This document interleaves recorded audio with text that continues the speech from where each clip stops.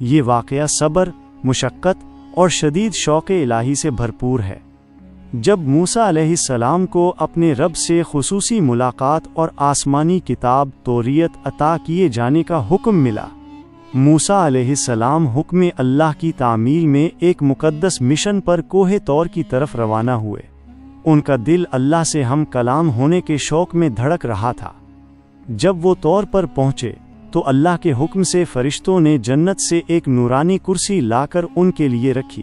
فرشتوں نے نہایت ادب سے کہا، اے موسیٰ علیہ السلام، اپنی نالین پاؤں سے اتار کر اس کرسی پر تشریف رکھیے، پھر آپ سکون سے مناجات کیجیے۔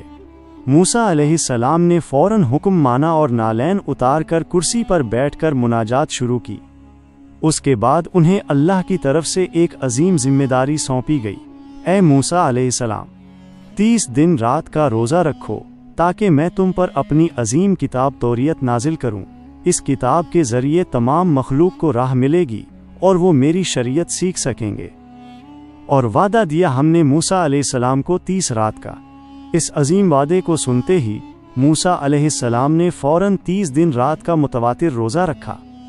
29واں روزہ مکمل ہونے کے بعد موسیٰ علیہ السلام نے اپنی قوم بنی اسرائیل سے مخاطب ہو کر کہا کہ اللہ مجھ پر توریت نازل فرمانے والے ہیں جس سے تم کو شریعت اور ہدایت ملے گی، مگر افسوس، ان کی قوم نے سخت بے یقینی اور ہٹ دھرمی کا مظاہرہ کرتے ہوئے کہا، اے موسیٰ علیہ السلام، ہم تم پر اس وقت تک یقین نہیں لائیں گے جب تک ہم اپنی آنکھوں سے اللہ کو ظاہر سامنے نہ دیکھ لیں۔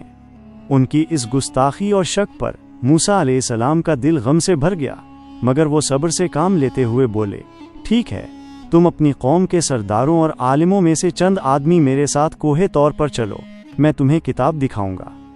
انہوں نے ایک سفید ریش بزرگ یوشع بن نون کو شامل کر کے پورے 70 افراد کی تعداد پوری کی اور سب کو حکم دیا کہ پاکیزہ لباس اور طہارت کے ساتھ میرے پیچھے آؤ۔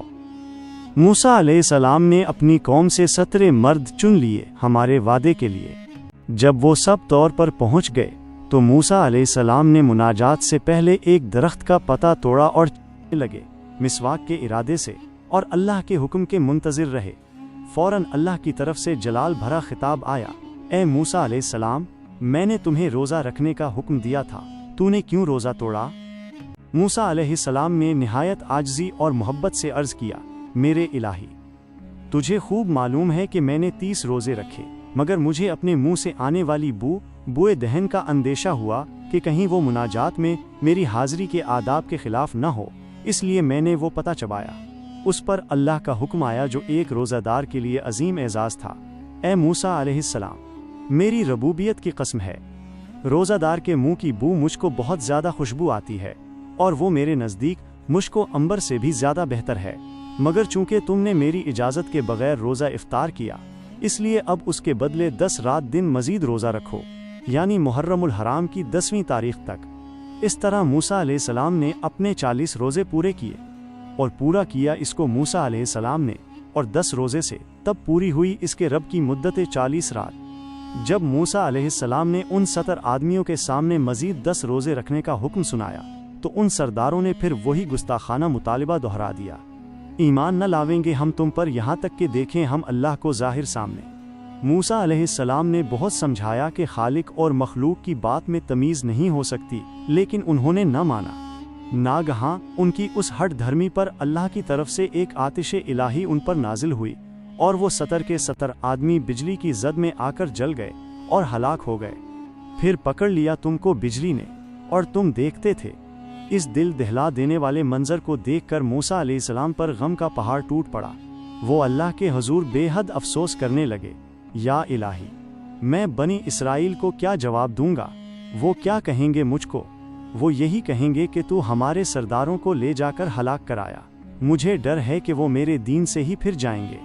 موسیٰ علیہ السلام کی اس درد بھری مناجات پر اللہ کو رحم آیا اور اس نے ان 70 افراد کو دوبارہ زندہ کرنے کا حکم دیا۔ پھر زندہ کیا ہم نے تمہیں مرنے تمہارے کے، تاکہ تم شکر کرو۔ وہ سب زندہ ہو کر کھڑے ہو گئے، مگر شدت نور الہی کے باعث وہ موسیٰ علیہ السلام کے چہرے کی طرف دیکھ نہیں سکتے تھے، ان کی آنکھیں خیرہ ہو جاتی تھیں۔ موسیٰ علیہ السلام ان سب کو لے کر مصر آئے جہاں انہوں نے مزید 10 روزے رکھے اور پھر انہیں کوہ طور پر لے کر گئے۔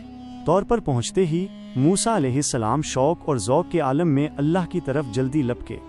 اللہ کی طرف سے خطاب آیا، کیوں جلدی کی تو نے اپنی قوم سے اے موسیٰ علیہ السلام؟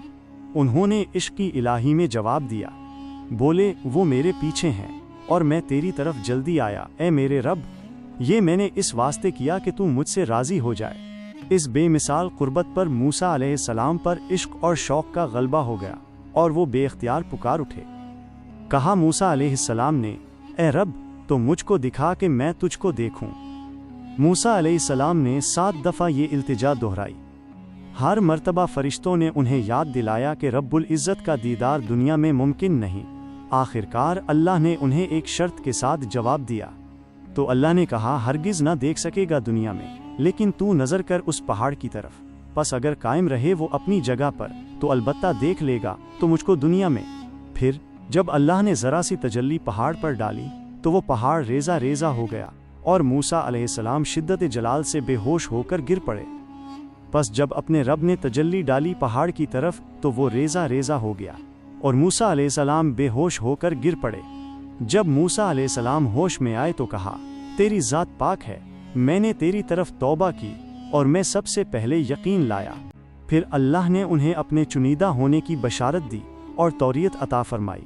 اللہ کے حکم سے زمرد کی تختیوں پر توریت لکھی گئی اور ہزاروں فرشتوں نے ان تختیوں کو لا کر موسیٰ علیہ السلام کے سامنے رکھا، جس میں ہر چیز کی نصیحت اور تفصیل موجود تھی، اور لکھا ہم نے واسطے اس کے تختیوں پر ہر چیز سے نصیحت اور تفصیل ہر چیز کی۔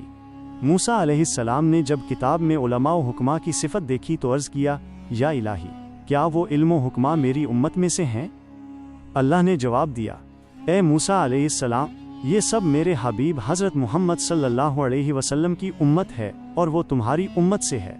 آخر میں اللہ نے فرمایا کہ تمہاری پیغمبری بھی اس وقت معتبر ہوگی جب تم حضرت محمد صلی اللہ علیہ وسلم پر ایمان لاؤ گے۔